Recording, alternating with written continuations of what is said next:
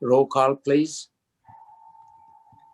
Each member is acknowledging that they are attending the meeting via Zoom and that they are located in Wayne County, Michigan, unless otherwise stated when I call your name. Commissioner Varga, Present. Commissioner Palomera, Here. Commissioner Baker McCormick, Here. Commissioner Daub, Here. Commissioner Baydoun, Here. Commissioner Anderson, Here. Chair Hattis. Present. You have a quorum present.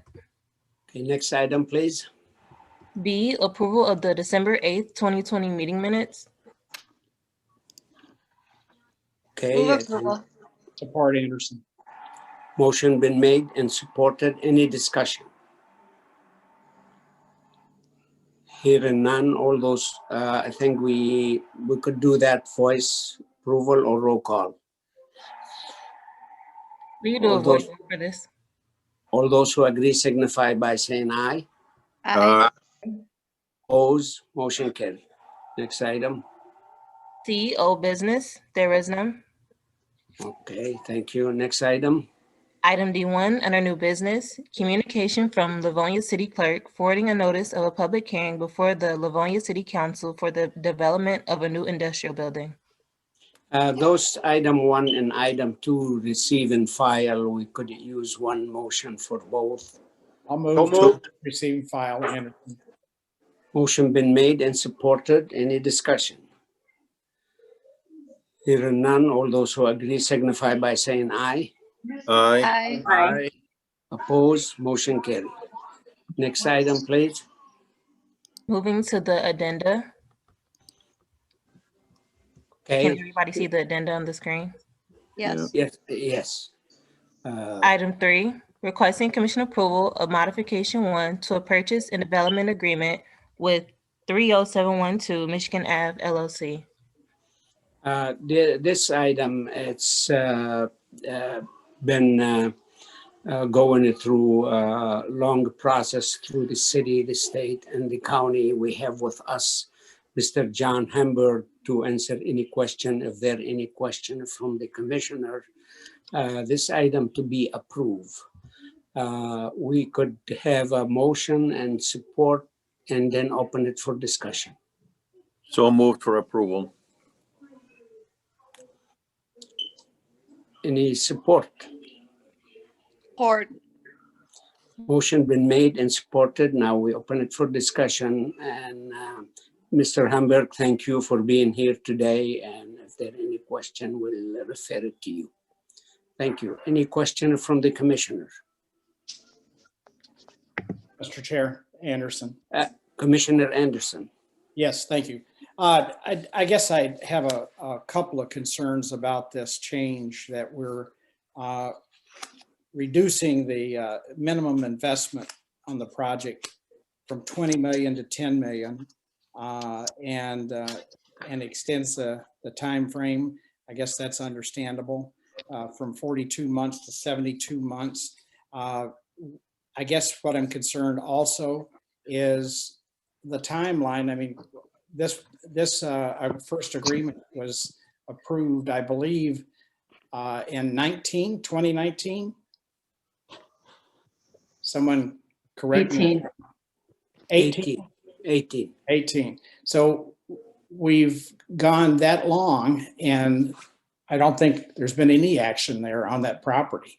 And I guess I have a concern that we're turning something over and with plans to have a haunted house or some type of a haunted type of a business there. That was not what was originally approved. It was also approved originally to renovate housing for our homeless shelter out in Western Wayne County. And I just wondered if someone from the administration could speak to that. Yep, I'm Wafa Denaro, Wayne County Economic Development. So Go ahead, this, just to kind of, I'll just, I guess, your first question, the timeline was extended, obviously, because of the pandemic and because of the issues that's kind of caused. The original plan was to have affordable and senior housing But that's being changed because MISTA would not approve, MISTA didn't approve that. The way the financing was set up initially was that MISTA was going to be a large part of that, and that didn't work out. So the developer came back to us. The development is going to be a hotel, and it's going to be a haunted hotel because of the history that plays up on the history of the site. But having said that, you kind of addressed a little bit the homeless shelter. The homeless shelter is still there. It's not moving. The food bank is still going to continue to be there. That's also not moving. So those two, I mean, I guess it's just one facility. That facility is still going to be on site. And then the K-Beard building will be turned into a hotel with the old, I think it was staff housing being turned into like a bed and breakfast. Okay, so where is the homeless shelter going to be? Is it The homeless shelter is still, building? it's not moving. It's still in the same building. place. Same place? Okay. How about the cemetery, Eloise Cemetery, the provision that the new owner is going to maintain that is still there? And it's going to be, is there any language that it's going to be maintained in a respectful way in that it won't be part of the haunted attraction or something like that? I know there's people that would be very concerned about that. Yeah, so we didn't add any, we didn't change the language from the original agreement on the cemetery. But I mean, that's definitely something we can talk about, we can consider. I mean, that's, John, I'll let you speak to that, but that was never, that's not a part of any of the plans, and I would imagine that's not gonna be a part of the plans, but we can definitely put something in writing with that, but that is not the intention at all. Okay, because I know we will hear a lot of complaints if it turns into part of the development of the haunted hotel, and that will raise a lot of flags for a lot of people. John, would you mind addressing that? It's Sure. hands are. Through the chair, Commissioner Anderson, there are no plans for the cemetery. The actual plans for the cemetery are to do a decorative fence around it and a commemorative plaque. Right now, there is no access to the cemetery because the access is shared with the RV, the people that lease the Ford land back there. So what we're going to do is we're going to create an access point for people to actually visit their loved ones, right? And open it at 9 a.m., close it at 4 p.m. Make sure it's secure. So we are, we have no plans for that.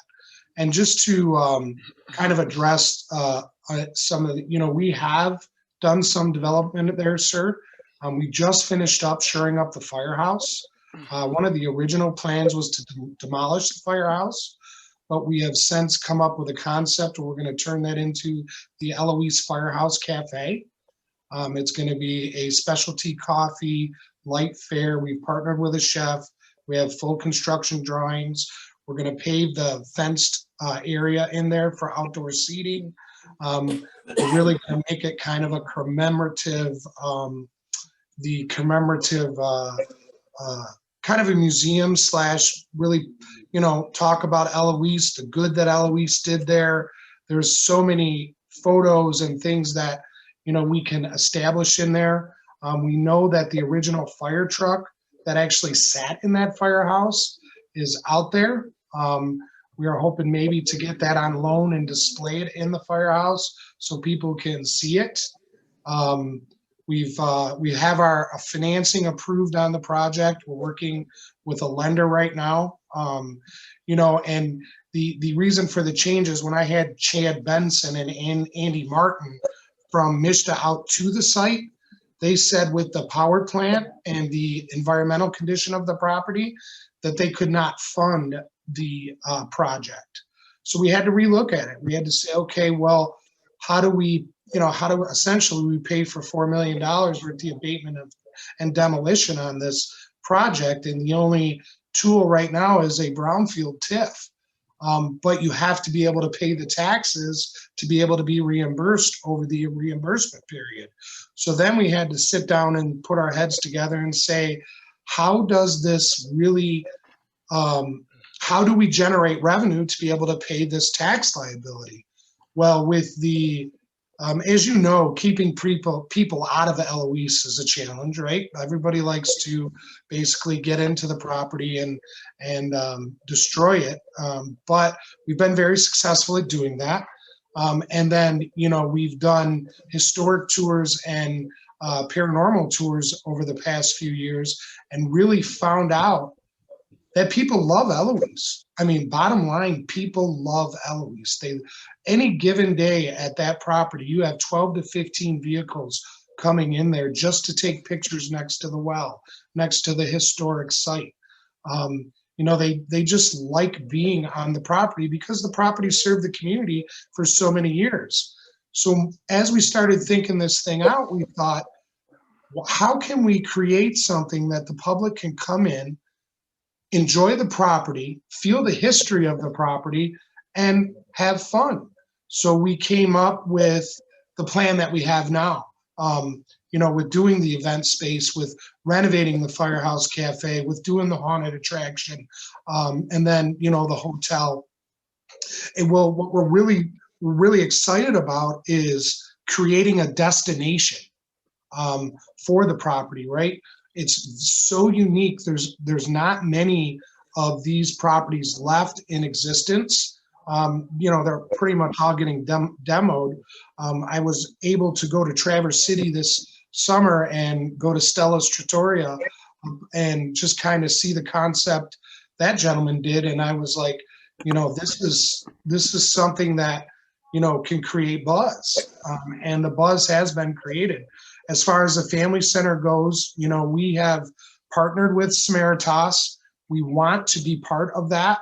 The revenues generated from what we're doing at Eloise, we believe we can support Samaritas, not only on the operations side, but my partner and I also have an extensive background in affordable housing.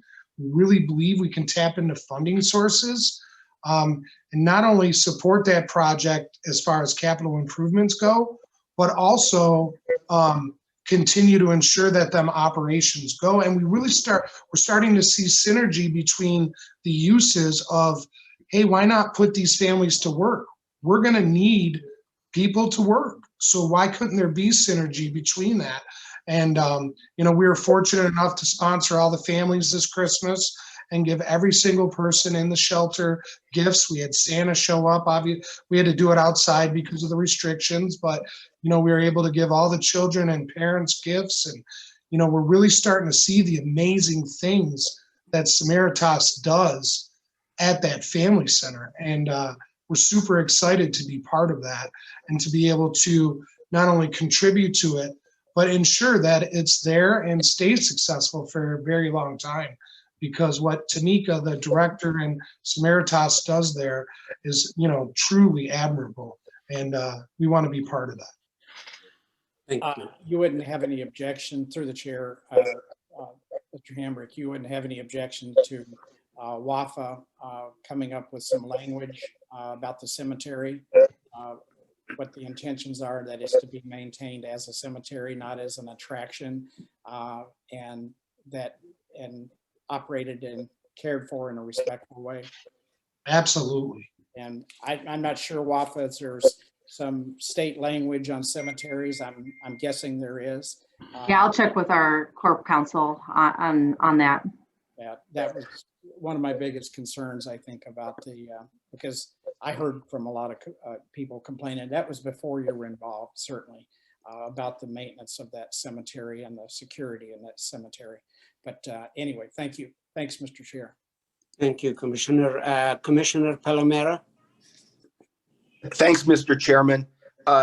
John, just in follow-up to Commissioner Anderson's questioning in regards, I am somewhat familiar with the so-called paranormal activities that were observed over the years at Eloise.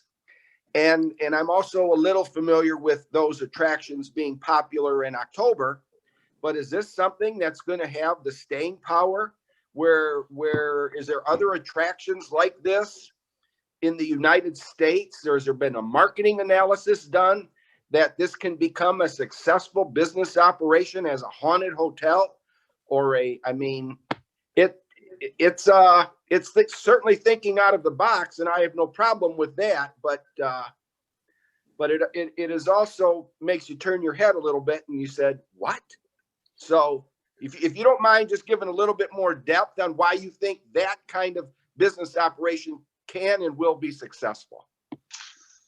Through the chair, Commissioner, we have done some analysis. Our partner that we've partnered with actually runs Penhurst Asylum in Pennsylvania. It's about an hour outside of Philadelphia. He's been in operation almost a little over 10 years. He doesn't have the hotel piece, but he does do the haunted attraction and the paranormal, and he's been very successful. He is busy all year round. He does auto shows there. He does, food events. He does, and that's kind of, I see the paranormal piece at Eloise, but I also see, hey, we're sitting on Michigan Avenue, and there is a lot of classic cars down in that area, more than I've ever seen in my life. I really believe we can do, bring your car, pop your hood, have food trucks for the Firehouse Cafe. We want to do car shows. We want to do different events there. And since we've owned the property, we've actually had 2 TV shows filmed. We just, Ghost Brothers from Travel Channel just wrapped in September, and we had Destination Fear there the prior year. And PBS is getting ready to shoot a documentary at the end of February. They were just out to do their walkthrough. We actually were approached by WCSX. They're naming different streets after rockers. Bob Seger got his own boulevard. Glenn Fry, they want to name the road that comes into Eloise, Alice Cooper Court. He was supposed to come out June 21st and do an event and name the street. We talked to Mo Ayub over at the City of Westland. He said he could change it on their maps. And so as the buzz has come and people just keep constantly reaching out to us, that's kind of how we established, hey, we see private events, going on. We've had 2 weddings at the building since we've owned it. People want to get married there. I mean, it's, not my particular spot where I would get married, but, there's a big market for it. I see weddings. I see bachelor parties. Our partner that's actually building a lot of our scenes for the haunt, he does these things called seismic now. They're a new projection mapping LED kind of event space. He just wrapped one up in Houston that's very, very popular, where you basically create a scene for an event, right? They can literally create whatever you want for an event in a scene, and they're really starting to spring up all over the United States. We have plenty of room in Eloise to do that. I see the 2nd and 3rd floors playing into the event space and hosting different events. Like, there's these things called Paracons that are very, very popular, where there's, over 1,200 people a weekend that attend these things. And the biggest one that they have in Michigan is in Sault Ste. Marie. And that is not even at a haunted location. It's just in a convention center, and they generate a considerable amount of revenue. I really believe I could capture some of them events. I really believe we can turn this into a place where people just want to do stuff, right? Because it's Eloise. I mean, I never knew. I honestly did not know walking into this property how much people, I've met people that actually have Eloise tattooed on their arm. People absolutely love this property. So we've done our research, and we really, believe in it. We're personally guaranteeing, right now, $7 million in debt. So that's it's a big move, but we are all the partners believe in the project. So we're excited. Commissioner Palomero, just to kind of piggyback off of that, there is something similar in the UP up by Traverse City. and I'm sorry, Northern Michigan, not the UP. And it's impossible to get reservations there. Like you have to book out months and months in advance to get hotel reservations or dinner reservations. So there is definitely a crowd who likes this stuff and travels from all over the country to go to this stuff. Well, call me enlightened because Not my cup of tea, but it is for some people. Sure. okay. And just one follow-up question. So the hotel itself, it's not part of the attraction, but it is going to be marketed as a haunted hotel. How many rooms? How many rooms? 36. 36 rooms in this haunted. And is it like price range? Is it going to be similar to some of the national chains? You know, what are the rooms going to go for? You know, $150, $200, less, more? Right now in our Performa Commissioner, we have $115 because what we're doing is it's going to have a paranormal spin, but it's going to be more of a historic hotel. We want to theme it all the way back into the 1930s because the county did a wonderful job preserving this property, right? It literally is like stepping back in time. When you get on 3, 4, and 5, them floors have not changed since the early 80s, since Governor Engler shut down all the asylums, right? It's when the county mothballed that. So we have the bones of the 1930 feel. I mean, the original trims there, the terrazzo throughout the building is amazing. I mean, the craftsmanship on the building is absolutely of the era. So we can, what the plan is to play off of that, right? We want to just kind of create that when you step in. I don't know if you've ever heard of Sleep No More. They're out of New York. They're a very popular event. I've talked to the owner from that, and he did a speakeasy in his 1930s hotel. It's basically a theatrical production that reenacts Macbeth, but it's immersive. And you basically pay and you put a mask on and you're actually in the scene with the actor. There's over 200 rooms in this particular property that they reenact Macbeth, and you can't even get to every room on one visit. But he redid a speakeasy in there, right?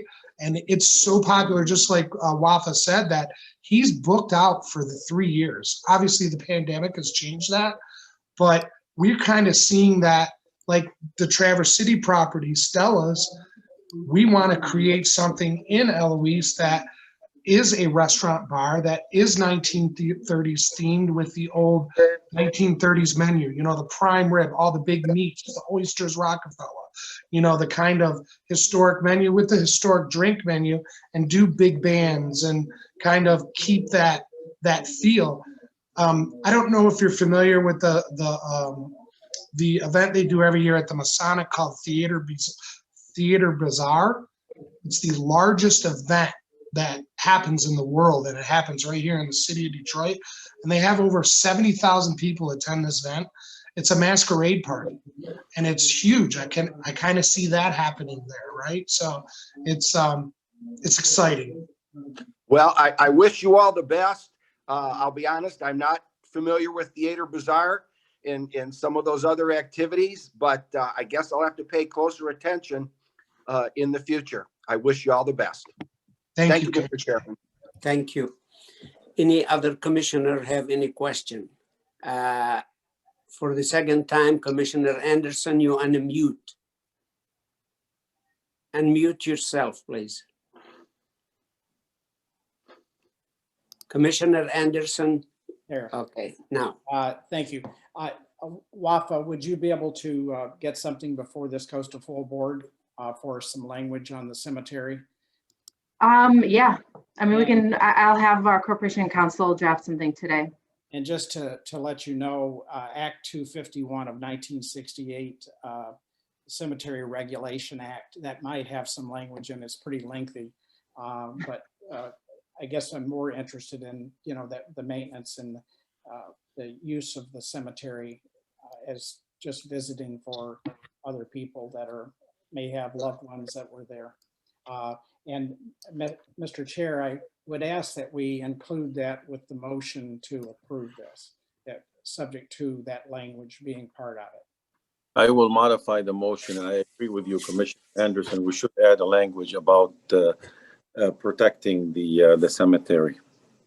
Thank you. Mr. Hamburg, you have any problem with that? No, sir, I do not. Thank you. Thanks. Any other question from any commissioner? Yes, Mr. Chair. Yes, Commissioner McCormick. Yes, just to clarify, when would the opening of this hotel occur? Mr. Hamburg. So we are hopeful that we're going to phase the project, right? So the first phase is going to be the Firehouse Cafe and the haunted attraction with the event space. Second phase will be to continue on building an actual event space in the project, right? To host different events and hotel. We need to be able to establish the significant revenue piece. As you know, hospitality right now on the lending side is pretty much dried up because of the pandemic. It's been kind of a challenge even on the entertainment side to get financing, which we were successful in obtaining. But we're looking at probably a 3 to 5 year timeline to get that open and operational on the hotel piece, right? But we believe the Firehouse, the first thing that needs to happen is the demolition and abatement, which we're excited to start hopefully by the end of February, providing we can get our brownfield plan approved through the city and the through the state. Once that's approved, we're moving towards closing right now on the financing, and everything will be lined up. We've selected our contractor, who is Adamo Demolition. They are very familiar with the project, and they're excited to ramp up and get started. And then once the demolition happens, that will allow us to, because one of the biggest concerns too with the lenders is what happens with this abatement, because we've done extensive environmental testing on the project and we have a lot of reports, and it's environmentally needs help, right? So we have a plan to mitigate that, and once that's done, that will also establish more value to the appraisal on the project, right? That will help us to obtain the financing necessary to continue to build out the project. If I may, through the chair, Commissioner Anderson, I'm texting with our corporation counsel, and it's in the original agreement. It says that they will maintain Potter's Field and fence it off. So it's already in there. Harris is going to be calling in to kind of explain that language. Thank you. We'll wait till he calls in, then we could call him back. Commissioner Anderson, Follow up. to that point. Yes, WAFA maintain in a, I guess, maintenance could be, a wide range of things. I just wanted to see that we have some language that it's maintained in a proper way for a cemetery and not a public attraction. And if I could, Mr. Chair, too, as a follow-up to Commissioner Baker McCormick, I guess I'm concerned, do we have language for rescission or reversion, I guess, back to the county? Should this not be take place within the 5 years? Is there language and time frames and timelines? There is, and there is in the original agreement, and we are only amending portions of the original agreement to extend the timelines. So everything that was, all of the provisions to take back the property is still in the agreement. That has not changed. Okay, I wish him luck. It's a new type of adventure, I think, for the area, and I know there's going to be some people concerned, folks that maybe had some family members, distant family members that were patients there. I think there's a lot of there's some angst and some concern about that also, but hopefully it'll be done in a respectful way and something that'll be an attraction as you view it. Thank you. And Any Mr. other Chair? Yes, Yes. go ahead. Commissioner McCormick, yes. Yeah, I just have one other question, and it has to do with the original project. If I recall, I guess that was about 2 years ago that this project, you were working on this project. So the timeline from 2 years ago until now, what was happening? What was going on? So when we originally obtained the property, the first thing we had to do was do all the environmental testing. So we did phase 1, phase 2, hazardous materials, BEA, care plan. And that took approximately 6 months to complete. Then once we established that, I had my architect in the K Beard building because we were originally going to do the senior housing in there. And when he walked the K Beard building, he informed me, John, that the building is all brick and steel, right? And concrete. He said, in order to lay units out in this building, you're going to have to do major demolition and you're not going to get many units. So we said, okay, well, we have this big parcel right on, Michigan Avenue. We have almost 7 acres. Can we place it there? Absolutely we can. So we had the architect draw the sketch and do a layout. Then in turn, we had Mishta to the property and said, okay, Mishta, Andy Martin and Chad Benson, and they absolutely liked the property, but they said with the environmental issues that their restraints, they cannot fund that with the issues not being resolved. They can't put any of their funding cannot go into the project till these issues are resolved.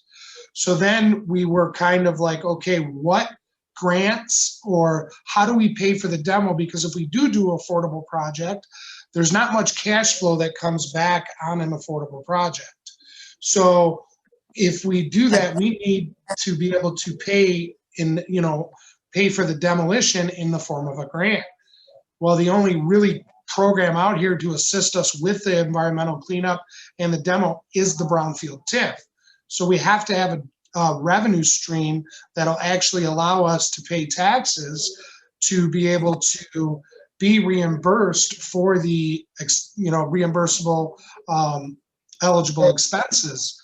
So that's kind of when we said affordable doesn't work.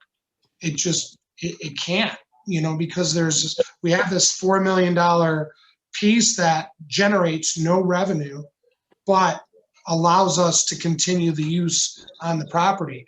So once we determined that, we were like, we have to create a ad valorem market rate project, and that's kind of how we came up with this, right? So Eloise is not your average development.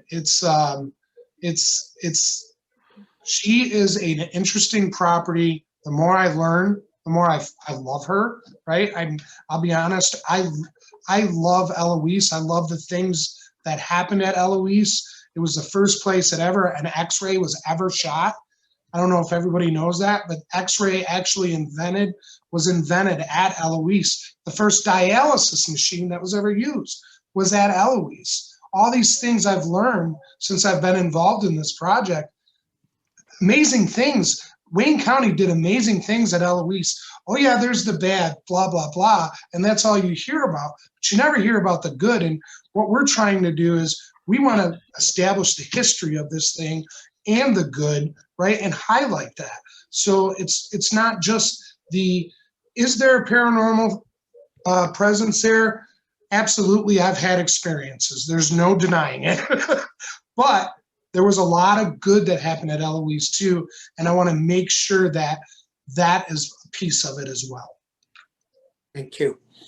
Any other question? Chairman, Harris is on to talk about the stipulation with the cemetery. Please go ahead, Harris.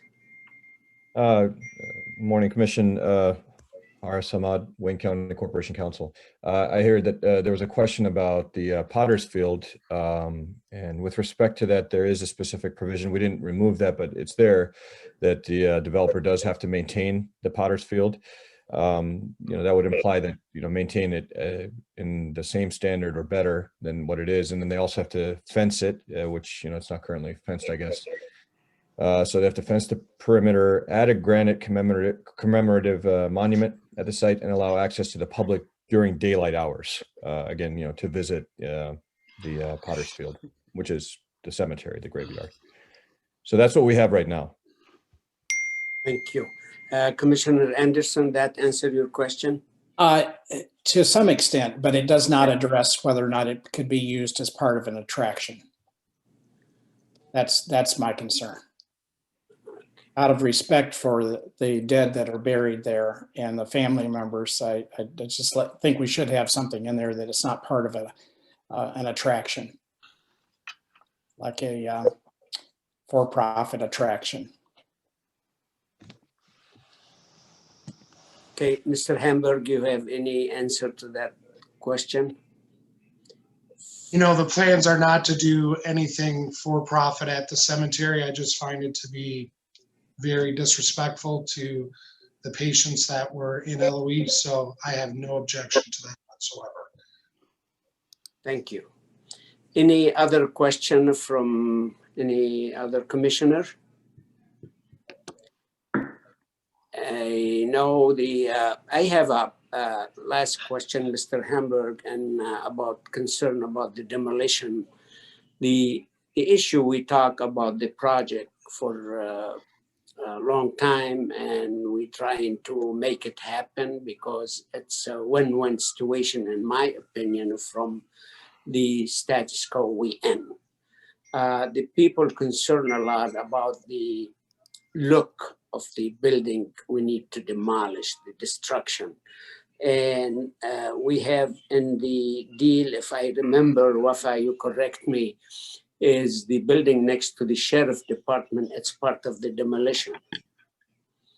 Is that gonna be demolished in the same time you start the bakery and the other building? Because that property, after the demolition, the land has to be returned to the county. So is the demolition gonna be continuous, not do something and stop? Then we go back to square one, or the demolition gonna continue till you finish all the demolition under one contract? So it is all in the contract that I've signed with Adamo, that they are tearing down the Henry Ruff building, the power plant, and the bakery. So yes, that is all happening at the same time. And I can share that contract with everybody if they'd like to see it. Thank you. Thank you. There any other question? Yes, Commissioner, this is Pam. I have a question. Go ahead, I Pam. want to be clear. Is the agreement being amended? Is the body requesting that the agreement be amended to add that additional language? Regarding the cemetery? Yes. Yeah, the motion that I made, I do amend the motion to include a stipulation or a special language about the cemetery per Commissioner Anderson's concern. Okay, so the agreement is being approved contingent upon that information being, that additional language being added, and I will get this back to the administration after the meeting so the language can be added. Thank you. Wafa, you have any problem to get it ready before the fall board on Thursday? No, well, we'll have it back. We'll have it back to you guys probably tomorrow morning. Thank you. Okay, if no other question, motion been made and supported. Madam the Clerk, please roll call. Commissioner Varga, Yes. Commissioner Palomera, Yes. Commissioner Baker McCormick, Yes. Commissioner Dobb, Yes. Commissioner Baydoun, Yes. Commissioner Anderson, Yes. Commissioner Hattis. Yes. Congratulations, Mr. Hamburg, and we hope to see this project move and faster than what we think it's going to be, despite all the economic issue, the virus. But it looked like you're the right guy to move the project up to our expectation. Thank you, Commissioner Addis. And Matt, I say just that Wafa's been wonderful. You guys have a real asset there. So she's been very, very helpful to us, and we're very grateful for her and her team. I just want to add that. So Good luck, John. thank Good you, to hear Commissioner that. McDoon. Thank you. All Madam right. the Clerk, next item, please. E, such other matters as may be properly submitted before the committee. We don't have any at the present time. Mr. Next Chairman? item. Yes. Mr. Chairman? Yes. This is Commissioner Palomera. I would agree with John on the comment about Wafa and thank her very, very much for all the wonderful things she does. And also just to clarify the cemetery, it sounds like the intent is, even though when you have a haunted attraction next to a cemetery, I'm sure a tour guide is going to point out, look over here, there's a cemetery. However, that doesn't include trampling on the grounds, the sacred grounds of a cemetery. So I would think that oral references from off-site would be okay because they're natural, but people should not be allowed in there as part of a haunted attraction. That's my opinion. Thank you, Mr. Chairman. Thank you, Mr. Palomera. Point well taken. And I agree with John about Wafa too. And thank you, Wafa, and thank the whole Economic Development Department in Wayne County with the leadership of Khalil Rahal and you. So we hope all of us will see the success of this project in the very near future. Next item, please. Public comments. Anybody from the public like to comment, please unmute everybody. Everyone's unmuted.